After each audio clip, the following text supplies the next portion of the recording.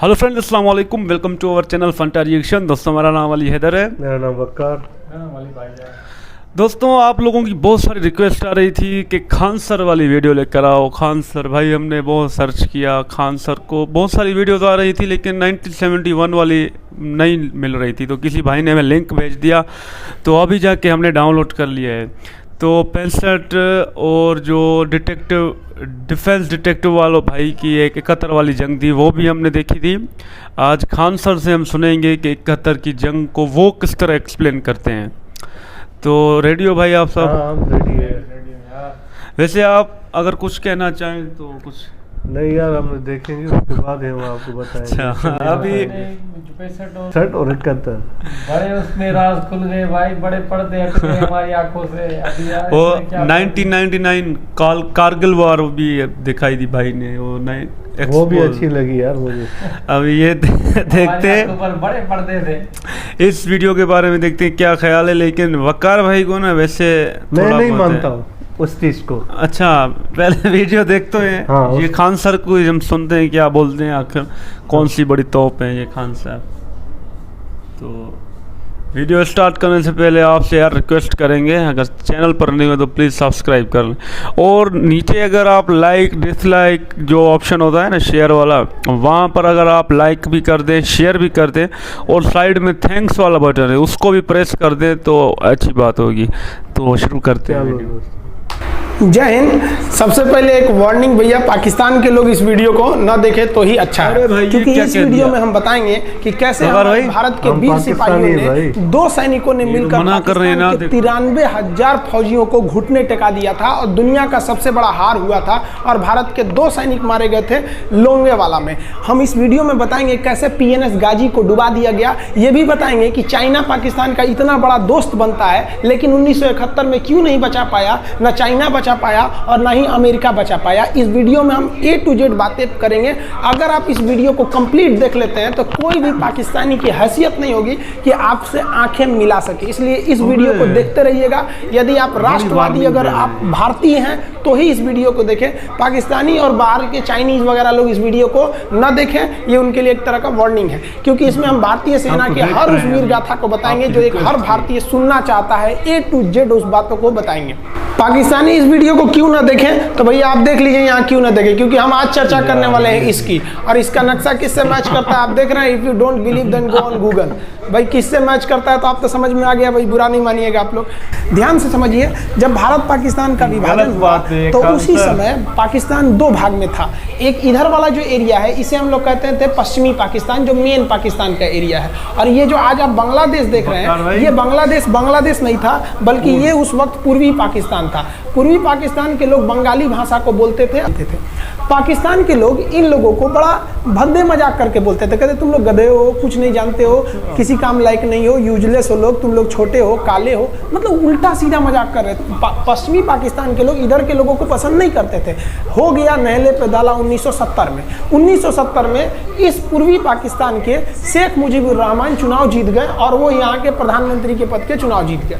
अब यहाँ की आर्मी ने क्या किया, उनको शपथ ही नहीं दिला रहे थे। इसलिए 70 के चुनाव जीतने के बाद शेख मुजीबुर रहमान जब देखे कि ऐसा है, तो उन्होंने अपना भाषण दिया 7 मार्च को और कहा कि अब हम इस पूर्वी पाकिस्तान को एक अलग देश बनाएंगे जिसका नाम रहेगा बांग्लादेश।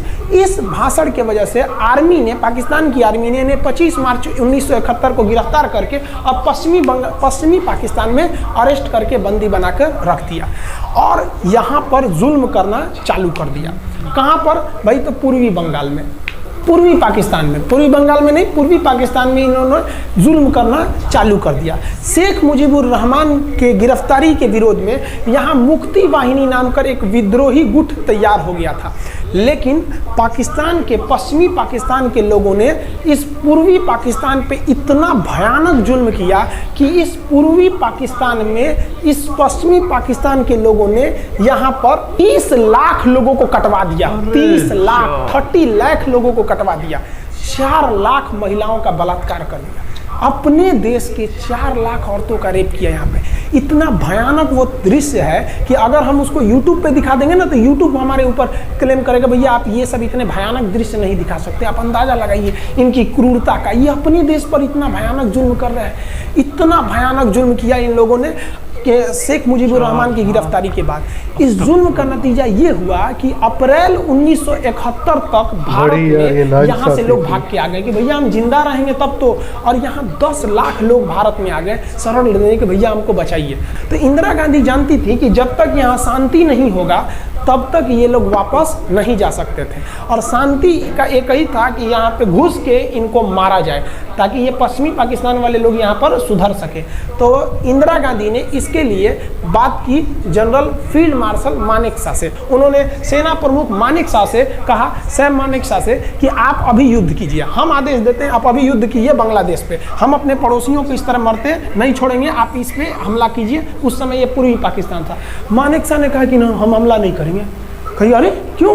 कहा कि आप महीना देख रही हैं, अप्रैल का महीना है, अप्रैल के महीने का मतलब बरसात का दिन सर पे है और बरसात के समय पूरब का हाल क्या होता है, एकदम भयानक बाढ़ आ जाती है। और उन्होंने एग्जाम्पल भी दिया कि सिकंदर की फौज भी हाथी लेके आई थी और कीचड़ में फंस गई थी कि अगर यहाँ हम लड़ जाते हैं तो यहाँ बरसात रहेगा, हम यहाँ उलझ जाएंगे, ये एरिया सूखा रहेगा, चाइना का ऊपर से एरिया सूखा रहेगा, ये हमला कर देंगे, हमको 3 ओर से लड़ाई लड़ना पड़ेगा। मानेकशॉ ने इंदिरा गांधी से कहा कि आप 2-3 काम कर लीजिए। कब तक के लिए?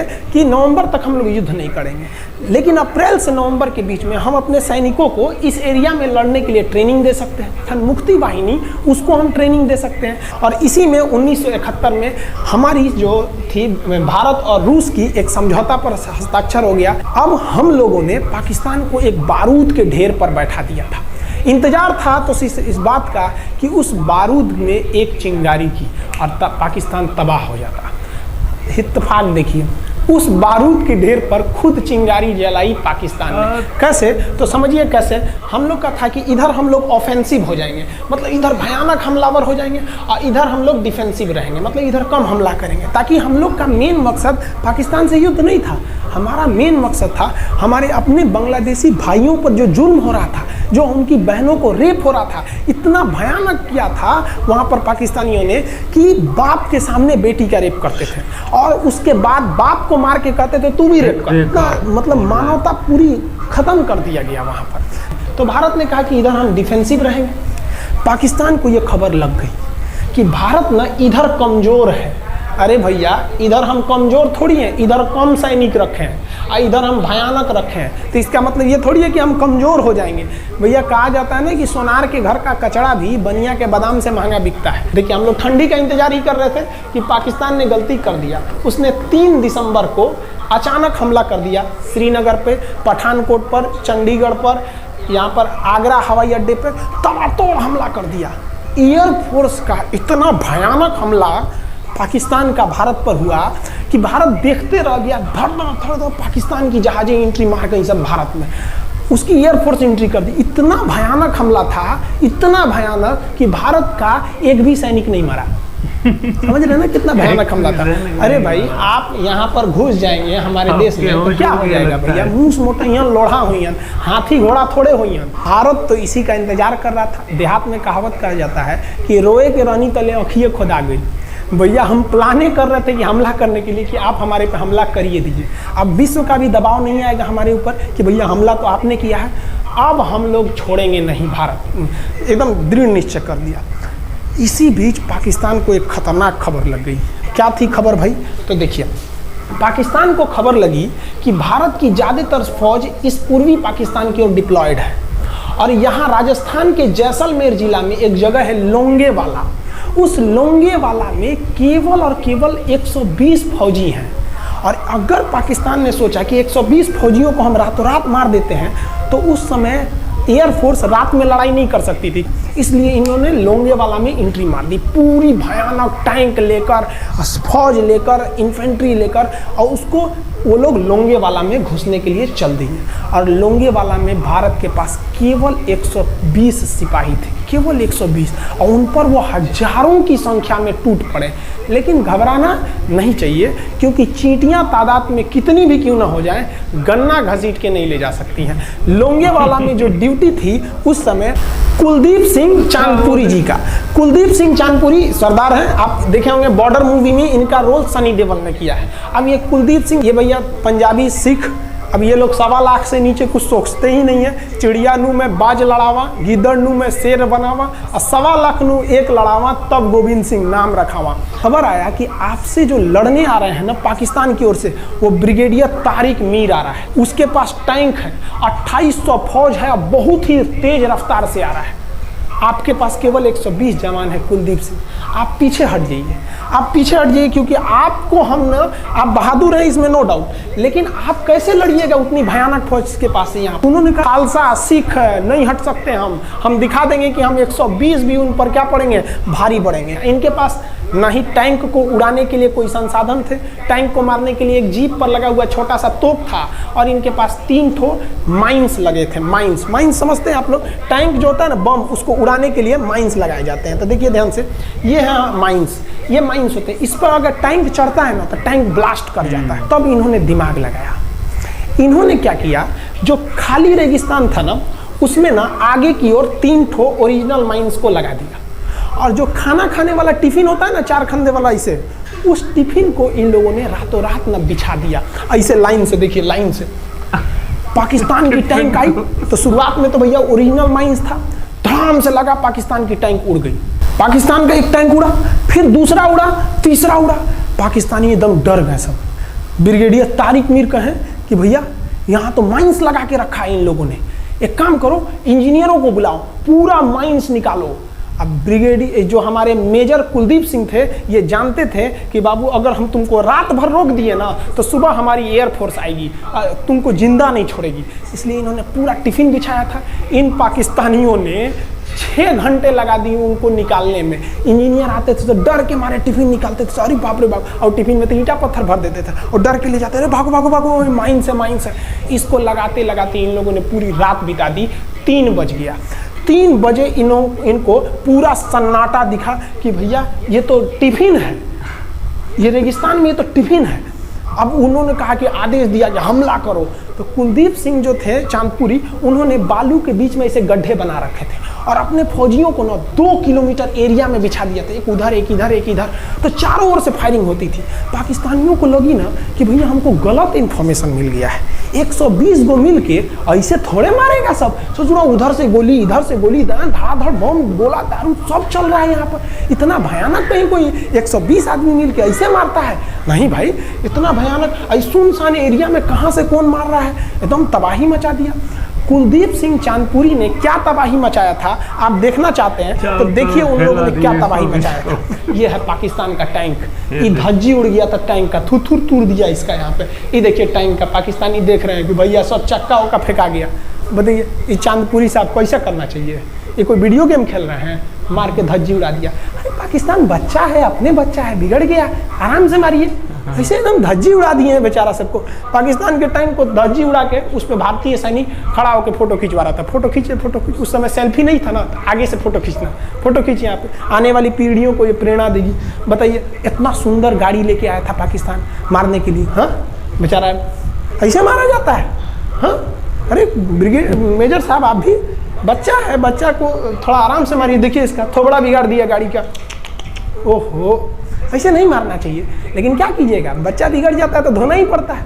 ये हाल कर दिया रात भर में। सोचिए रात में इतना बुरा मारा, दिन में दिखता तो कुछ डाल रहा, पूरा एकदम भयानक तबाही मचा दिया मेजर कुलदीप सिंह चांदपुरी ने। इनके आगे कौन खड़े थे? ब्रिगेडियर पाकिस्तान के ब्रिगेडियर साहब को कहने लगी भैया ये तो बहुत बुरा मार रहा है सब। तब तक हो गया सुबह, और सुबह के वक्त हमारे जो हंटर जहाज थे, उस समय जो जहाजें थी वो हंटर जहाज थी। ये हंटर जहाजें रात में नहीं उड़ सकती थी, लेकिन दिन में उड़ सकती थी। रात भर तक कुलदीप सिंह चांदपुरी ने ऐसा कूचा पाकिस्तानियों को, इतना कूच दिया कि भोर हुआ तो बाकी का कसर पूरा कर दिया हमारे हंटर विमानों ने। ये हंटर विमान जब आए सब तो इतना भयानक तबाही मचाए सब पाकिस्तान के जहाज़ों का कि आप हुलिया देखेंगे ना, पाकिस्तान के टैंक का ऐसे पड़ गया, ये सब टैंक पूरा तबाह हो गया, सब पूरी तरह ध्वस्त हो गया इतनी भयानक युद्ध में। 3 तारीख को पाकिस्तान ने हमले की शुरुआत की और ये 4 तारीख का शकल देखिए पाकिस्तान का। इतना भयानक धज्जी उड़ा दिया पाकिस्तान का जिसका कोई हद नहीं। पाकिस्तानियों को दुम दबा के भागना पड़ा, ब्रिगेडियर साहब भागे, कहें कि भाग भैया न तो ये सब जान ले लेगा सब। हम लोगों ने पाकिस्तान के टैंकों को अपने यहाँ रख लिया है म्यूजियम में। आज भी जाके देखिएगा ना तो इन टैंकों को डर के मारे पाकिस्तानी छोड़ के भाग गए कि भागो भाई यहाँ पर। ये 120 जवानों का जलवा था और पाकिस्तानी कहते हैं कि हिंदुस्तान के लोग क्या लड़ेंगे। अरे भैया हम चीन पे वीडियो बनाए थे, आप पे नहीं बनाए थे, जो आप लोग हम लोग को बोल रहे थे कि पाकिस्तान हिंदुस्तानियों की औकात नहीं। देखिए अभी हम आपको औकात दिखाते हैं आपकी। ये आपका टैंक है, आके ले जाइए, हिम्मत है तो लेके जाके दिखाइए यहाँ पर। हाल तो ये हो गया था कि इनका भी हमारे पास पड़ा हुआ है, जान ली थी ना, डर के मारे लाश उठाने इनके भी जहाज पड़े हुए हैं, गिद्ध खा गए थे सब। हम लोग बोल रहे थे कि भैया हम गोली नहीं चलाएंगे, लाश लेके चल जाओ, नहीं जाएंगे, तुम लोग रेगिस्तान को कब्रिस्तान बना दिए हो। रेगिस्तान को कब्रिस्तान हम लोग हमला करने आए थे, ये बंगाली है ना, तो ये गिद्ध खाए थे सब, सफाई उफाई का काम ये किए थे सब। अब पाकिस्तान हम लोग को धमकी देता है, आज भी वो नहीं सुधरे हैं। आज भी हमने जो चाइना पे वीडियो बनाया था उस पे वो हमको धमकी देता है कि भारत की आर्मी कुछ नहीं कर सकती। अरे भैया आप सोचिएगा भी मत, अभी के समय में तो मत सोचिएगा। जानते हैं क्यों? देख लीजिए इधर, ये देखो लीडर अभी कौन बैठा है भारत में, समझ में आ रहा है? आप लोग तो पहले पाकिस्तान वाले लोग इस बात पर रिसर्च कीजिए कि इनमें ज्यादा खतरनाक कौन है आपके लिए। कोई खतरनाक हमको नहीं, तो यही ज्यादा अमेजिंग खतरनाक लीडर लगते हैं है। भाई। समझ में आया आप लोग को? तो अभी देखिए ध्यान से, यहाँ पर पाकिस्तान ने जो हार हुई थी लोंगेवाला में, ये हार में पाकिस्तान की तो कमर टूटी और पाकिस्तान का पूरा मनोबल टूट गया कि ससुरा 120 गो मिल के ऐसे कैसे धो दिया सब। बताइए इतना भयानक धोया जाता है। तो ये शुरुआत तो इन्होंने किया 3 तारीख को, 4 तारीख को हमने धो दिया। अब बचा नेवी कही कि भैया आर्मी को मौका दिए, एयरफोर्स को मौका दिए। रात में आर्मी धोई, सुबह में एयरफोर्स धोई, हम नहीं धोएंगे क्या? हम भी धोएंगे। नेवी कब पहुंची? 5 दिसंबर 1971 को कराची पहुंच गई और कराची में जब पहुंची ना तो कराची को तबाह कर दिया। इतना भयानक बम्बार्डमेंट किया कराची पर कि कई दिन तक कराची बंदरगाह पर आग लगा था।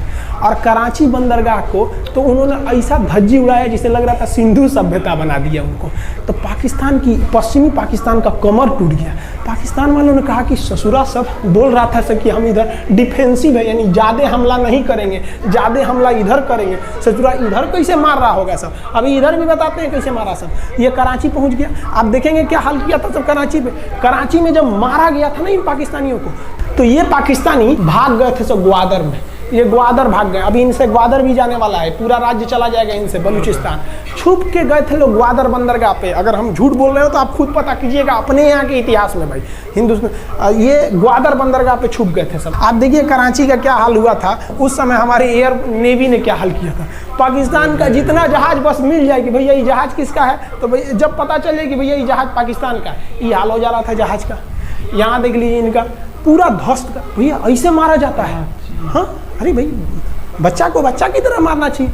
इंडिया की नेवी ने भी हद कर दिया। बताइए इस तरह मारा जाता है? हाँ, यहाँ देख लीजिए पूरा का पूरा धज्जी उड़ा दिया इन लोगों को। अरे भाई बच्चा है, बिगड़ गया है तो थोड़ा कोई फिल्म आराम से मारिएगा। HD इस तरह से मारा पूरा पाकिस्तान के कराची बंदरगाह है उड़ गया। पाकिस्तान का भाई ये HD है, 1971 में गया। इतनी कैमरा साफ थी। युद्ध के केवल 2 दिन हुए हैं, आप दिन थाम के रखिए। अभी युद्ध लंबा चलने वाला है। 3 दिसंबर को स्टार्ट किया, 4 दिसंबर को हम लोग लोंगेवाला धो दिए, अब 5 दिसंबर को कराची। अब पाकिस्तान ने ना भारतीयों को तबाह करने के लिए, भारत का सबसे खतरनाक जहाज था INS विक्रांत। INS विक्रांत को बर्बाद करने के लिए ना इसने यहाँ से भेज दिया INS PNS गाजी को। गाजी एक पनडुब्बी थी, उसको आदेश दिया गया कि जाके मार के आओ। किसको? विक्रांत को। क्योंकि अगर विक्रांत जहाज डूब जाता तो वाकई उस समय हमको युद्ध जीतने में बहुत दिक्कत आ जाती। तो ये गाजी कैसे डूबा, इसको हम लोग एक खराब जहाज से मार दिया। तो अब इधर समझते हैं कि जब उधर इतना भयानक धोए हैं तो इधर कितना बुरा धोए होंगे, इसको बारे में हम लोग समझते हैं। भारतीय सेना अब पूरब की ओर क्या क्या काम की, इसको ध्यान से समझिए। ये मुक्ति वाहिनी जो थी बांग्लादेश की, वो अंदर ही पाकिस्तानी फौजियों को मार रही थी गली कुची में दौड़ा दौड़ा के, क्योंकि इन पाकिस्तानी फौजियों ने वहां पर रेप किया, मर्डर किया और इनका साथ दे रही थी इधर से हमारी इंडियन आर्मी और ऊपर से हमारा एयरफोर्स। ये तबाह कर दिए थे, इनको भागने के लिए भी जगह नहीं था। और इसी में इनका सबसे बड़ा सरदर्द बन गया था इंडियन नेवी, क्योंकि इनको जो मदद थी, देखिए ये पूर्वी पाकिस्तान है, इनको मदद जब भी मिलेगी तो इधर से ही मिलेगा। अब बताइए, यहाँ से तो कोई जाएगा नहीं, बेवकूफ़ भी नहीं होगा जो इधर से मदद करने जाएगा, रास्ते में ही एयरफोर्स मार के गिरा देती थी, ट्रक वगैरह जाएगा नहीं, तो नेवी से ये इन लोग मदद देते थे। भैया यहाँ पे जो इनके फौजी लड़ रहे थे उनको खाना पीना भी खत्म हो गया था। अब इनको बर्बाद कर दिया भारत। INS विक्रांत, INS विक्रांत उस समय का बहुत बड़ा जहाज था इस साउथ एशिया के देशों का, और यहाँ से उस इतना बड़ा जहाज था कि उसके ऊपर से लड़ाकू जहाजें उड़ती थी। वो एयरफोर्स यहाँ से भी बम मारता था, मिसाइलें मारता था, ऊपर से लड़ाकू जहाजें और हेलीकॉप्टर छोड़ देता था, जो ताकि मुक्ति वाहिनी को कोई दिक्कत ना आए। मुक्ति वाहिनी मारती थी और आर्मी पूरी तरह से उसने यहाँ से हमारा विक्रांत ने चटगांव बंदरगाह को तबाह कर दिया। अब बांग्लादेश का देखिएगा वर्तमान में, उस समय तो पूर्वी पाकिस्तान था, ये चटगांव उस समय पाकिस्तानी आर्मी नेवी का एक बहुत बड़ा केंद्र था। इधर हम लोग ने उड़ा दिया कराची, इधर उड़ा दिया हम लोग ने चटगांव। अब मुक्ति वाहिनी को कोई खास दिक्कत नहीं आ रहा था। अब पाकिस्तान ने कहा कि हर हाल में इस विक्रांत को बर्बाद करो। देखिए ये विक्रांत है, विक्रांत जहाज जो था, इस पे से इसके ऊपर देखिए आपको लड़ाकू जहाजें दिखेंगी। PNS गाजी को क्या आदेश दिया गया था भाई, कि तुमको जाना है और इस विक्रांत को बंगाल की खाड़ी में जाने के बाद इसी में डुबा देना है। अब पाकिस्तान वालों का इतना दिन तो अच्छा था नहीं, भारतीय खुफिया एजेंसी को पता चल गया कि पाकिस्तान की पनडुब्बी वो समुद्र के अंदर अंदर चलती है, उसको साइलेंट किलर कहा जाता है। पाकिस्तान की पनडुब्बी चल दी है पश्चिमी पाकिस्तान से बंगाल की खाड़ी की ओर, ये अरब सागर से बंगाल की खाड़ी की ओर चल दिया। अब विक्रांत को बचाना हर हाल में जरूरी था, इसलिए हम लोग विक्रांत को छुपा दिए, मतलब थोड़ा सेफ्टी दे के रखने लगे। और इस PNS गाजी जो था, PNS गाजी को देखेंगे, PNS का मतलब था पाकिस्तानी नेवल शिप, PNS गाजी, ये मारने आ गया किसको, विक्रांत को। इस PNS गाजी को अगर कोई मार के डुबा सकता था तो वो था INS राजपूत। लेकिन ये जो INS राजपूत आप इमेज में देख रहे हैं, ये उस समय समस्या क्या था इस INS राजपूत के साथ, कि इसके इंजन में कुछ खराबी आ गई थी और ये बिगड़ गया था, और बिगड़ के इसको विशाखापट्टनम पे बनाया जा रहा था, रिपेयर किया जा रहा था, इंजन ही गड़बड़ हो गया था। तो भारतीयों का यहीं पे दिमाग काम आया। भारतीयों ने सोचा क्यों ना हम PNS गाजी को खुद बुला के लाएं, कहाँ पर, विशाखापट्टनम पे। तो लोगों ने कहा कि भैया ये आएगा विशाखापट्टनम में, कि आओ INS राजपूत हमको मार दो। कहा कि नहीं, देखिए कैसे आएगा। भारतीयों को पता था कि हिंदुस्तान में पाकिस्तानियों के कुछ ना कुछ जासूस होंगे और वो पाकिस्तान को पल पल की खबर दे रहे होंगे। भारतीयों ने क्या किया, INS विक्रांत के जितने भी अधिकारी थे उनसे कहा कि आप लोग अपने अपने घर फ़ोन कीजिए कि हम विशाखापट्टनम आ रहे हैं, तुम लोग हमको छुट्टी मिला है, विशाखापट्टनम में 10 दिन रुकेंगे, हमारे लिए तुम लोग खाना पीना अच्छा से बनाओ। लड़कों से उन लोगों को खबर खिला दिया। विशाखापट्टनम में जितने मछुआरे थे उनको कहा गया कि आप लोग हट जाइए, बहुत बड़ा जहाज आने वाला है, बहुत बड़ा जहाज विक्रांत आ रहा है, यहाँ पे आप लोग खाली कर दीजिए, INS विक्रांत आ रहा है।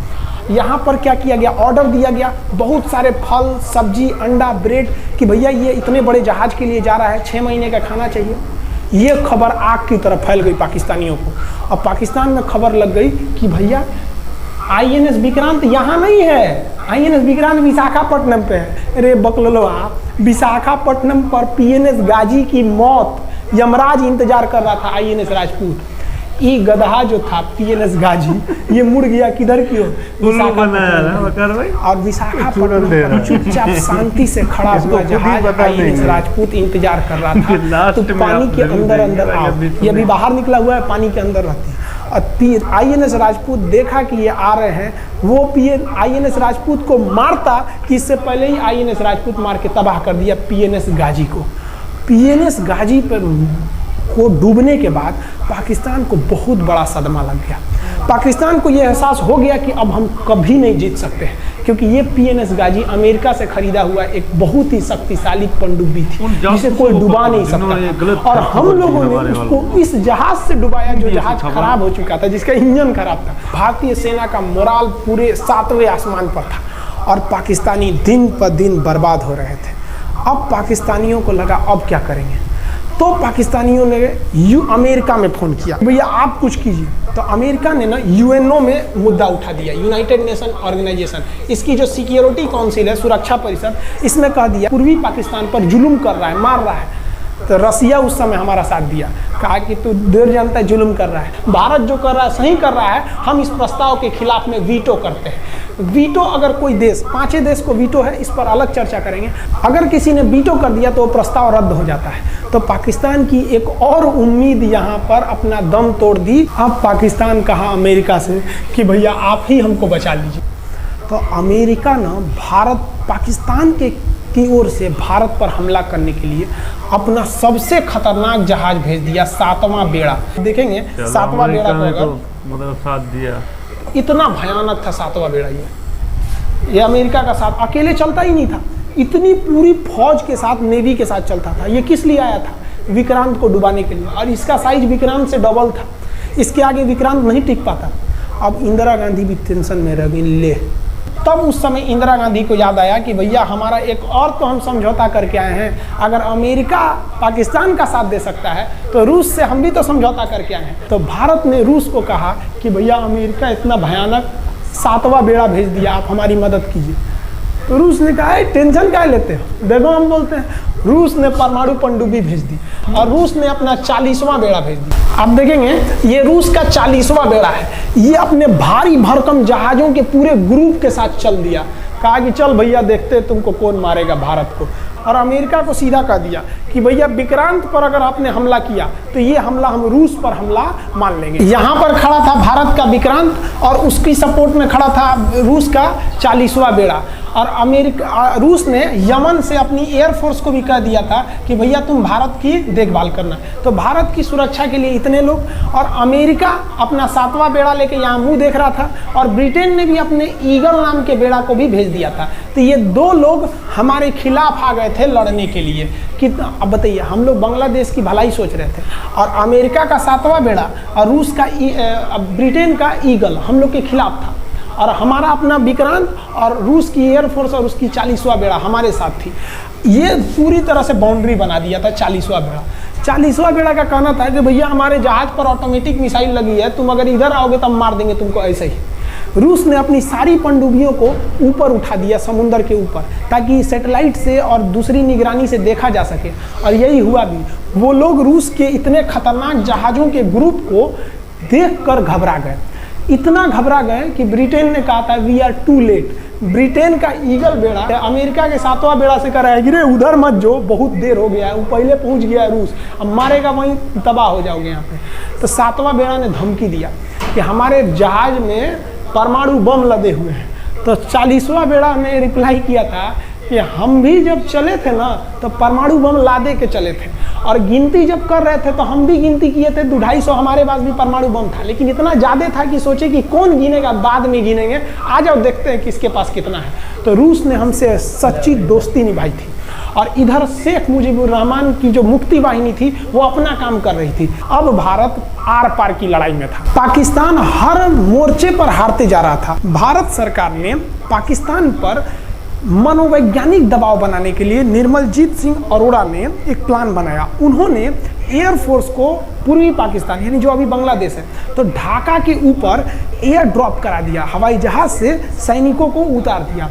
और उन सैनिकों के भेष में उसमें सैनिक कम थे, और उसमें केवल पुतलों को नीचे उतारा गया था। ये केवल इंडियन आर्मी जान रही थी कि पुतला नीचे उतरा है सर, लेकिन मीडिया ने तो इसको खबर को आग की तरह फैला दिया। और इसमें हम धन्यवाद देना चाहेंगे हाथ जोड़कर BBC न्यूज का। और BBC ने ये छाप दिया कि इंडियन एयरफोर्स ने ढाका पर 5000 एयर ड्रॉप करा दिया फौजियों को। अब ये गली गली खोज खोज के पाकिस्तानी फौजियों को मारेंगे कि तुम क्यों मार रहे हो हमारे बांग्लादेशी भाइयों को। और बांग्लादेश की मुक्ति वाहिनी वैसे ही उनके पीछे पड़ी हुई थी पाकिस्तानियों के। अब पाकिस्तानियों का पूरा मनोबल टूट गया, पाकिस्तानी गली गली छुप गए सब। सोचिए ये पुतला से डर जा रहे थे सब, रियलिटी में ये फौजी नहीं थे, ये पुतला गिराया गया था एयर ड्रॉप करके। अब वो लोग डर के मारे भाग गए यहाँ पर। अब एयरफोर्स ने देखा कि उसकी एक छोटे से वैज्ञानिक दबाव का इतना खतरनाक असर पड़ा है। एयरफोर्स ने कहा कि अब एक काम करते हैं, अब आर पार को अब ठोक डालते हैं पाकिस्तान को, अब जो होगा सो देखा जाएगा। एयरफोर्स ने बांग्लादेश के जो गवर्नर थे उनके घर पे हमला कर दिया। अब वो घर में नहीं थे, वो तो बच गए। बचने के बाद डर क्या होता है, देखिए डर किसको कहा जाता है। जो उनके गवर्नर हाउस थे AH मलिक, इन्होंने त्याग पत्र दे दिया, भैया जिंदगी रहेगी तो बहुत नौकरी करेंगे, डर के मारे त्याग पत्र दे दिया। सोचिए गवर्नर, क्योंकि पाकिस्तान का एक राज्य ही तो था पूर्वी पाकिस्तान, जैसे हमारा एक राज्य है उत्तर प्रदेश, बिहार, महाराष्ट्र, वहाँ पे भी एक गवर्नर होते हैं ना, संवैधानिक हिसाब से गवर्नर मालिक होता है उस जगह का। त्याग पत्र दे दिए। सोचिए ये डर था उनके अंदर। निर्मलजीत सिंह अरोड़ा जो लेफ्टिनेंट जनरल थे, जनरल तो हमारे मानिक शाह थे, लेफ्टिनेंट जनरल थे जिन्हें बांग्लादेश जीतने की जिम्मेदारी दी गई थी, मतलब उसे सुरक्षा करने की जिम्मेदारी दी गई थी। वो पाकिस्तान के लेफ्टिनेंट जनरल नियाजी से बात किए और उन्हें कहे कि हम आपको आधा घंटा का टाइम देते हैं और आप इस आधा घंटा में विचार कीजिए आप सरेंडर करते हैं कि नहीं।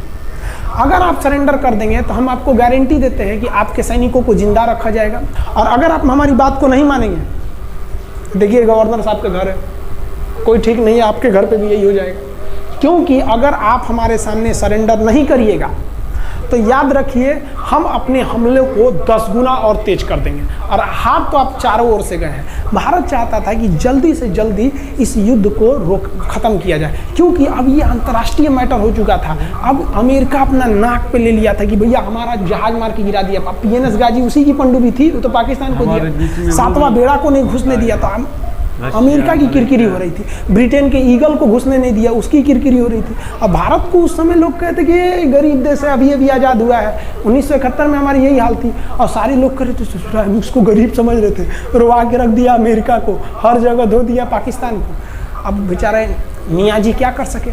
नियाजी को आधे घंटे का टाइम दिया गया। 16 दिसंबर 1971, याद रखिएगा दिन, 16 दिसंबर 1971। ये हमारे इतिहास का 13 दिन के युद्ध में हमने पाकिस्तान को धूल चटा दिया था, क्योंकि 3 दिसंबर को पाकिस्तान ने युद्ध स्टार्ट किया था और 16 दिसंबर को हम लोगों ने जनरल नियाजी से आत्मसमर्पण करवा लिया। और आत्मसमर्पण आप देखना चाहेंगे जनरल नियाजी का। जनरल नियाजी इन्होंने हमारे लेफ्टिनेंट जनरल निर्मलजीत सिंह अरोड़ा के सामने आत्मसमर्पण साइन किया, और साइन करने के बाद बांग्लादेश के ढाका रेस कोर्स में इन्होंने साइन किया और इनकी आंखों में आंसू था। एक देश के सेनापति के लिए इससे शर्म की बात क्या है, जो गिनीज बुक में नाम रिकॉर्ड करा दिया। गिनीज बुक में कैसे, देखिए पाकिस्तान के लोग हम चाइना के वीडियो बनाए थे, उस पर कमेंट कर रहे थे कि इंडियन आर्मी कुछ नहीं कर सकती। देखो बांग्लादेश तुम्हारी बहादुरी का जीता जागता उदाहरण है। तुम्हारे यहाँ का 93,000 फौज, सोचिए 93,000 सैनिक पूरी दुनिया में आज तक आत्मसमर्पण नहीं किया। ये 93,000 लोगों ने आत्मसमर्पण कर दिया। देख लीजिए, ये अपना बंदूक फेंक दिए, अपने स्टार नोच के उतार दिया कि भैया हम लीजिए आत्मसमर्पण कर रहे हैं, बेल्ट उतार के दे दिया, अब चलिए जहाँ ले जा रहे हैं, जितना लाठी मारना है हमारी, आत्मसमर्पण। ये वही पाकिस्तान है, याद रखिए। आप याद कीजिए, हमारे 120 सैनिकों ने आपको धूल चटा दिया था लोंगेवाला में। केवल 2 सैनिक मरे थे लोंगेवाला में, और पूरी की पूरी आपको भगा दिया था 4 दिसंबर को ही। और आप याद कीजिए, बहुत बहादुर बनते हैं ना, 93,000 फौज आपकी हार के गई है यहाँ से। इतना बड़ा हार दुनिया में आज तक कहीं का नहीं हुआ है। 93,000 सैनिक सरेंडर करके गए हैं भारत के सामने से। क्या बात कीजिएगा आप हमारे सामने। तो ये है, गिनीज बुक में नाम है, ये तो है भैया पाकिस्तान की आर्मी। वकार भाई को भी आगे नहीं सुनना, क्योंकि ऐसे सच्चाई पर मतलब ये वीडियो थी, पूरे प्रूफ के साथ इन्होंने बताई।